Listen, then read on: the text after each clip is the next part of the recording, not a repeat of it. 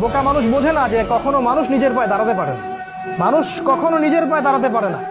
আল্লাহ পাকের এক হুকুম 1 সেকেন্ডে মানুষের 19-20 হয়ে যাবে একেবারে শেষ। যে রিজিকের প্ল্যান করছেন আপনি 20-30 বছর, এক হুকুমে রিজিক বন্ধ।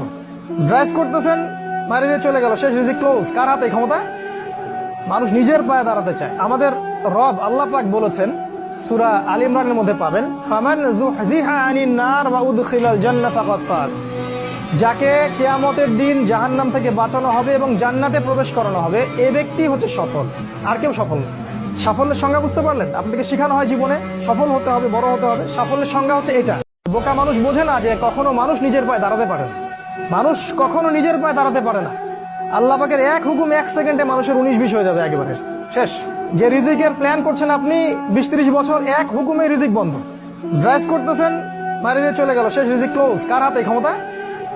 মানুষ নিজের পায়ে দাঁড়াতে চায়। আমাদের রব আল্লাহ পাক বলেছেন, সূরা আল ইমরানের মধ্যে পাবেন, ফামান যুহজিহা আনিন নার ওয়া উদখিলাল জান্নাহ ফাকাদ ফাজ।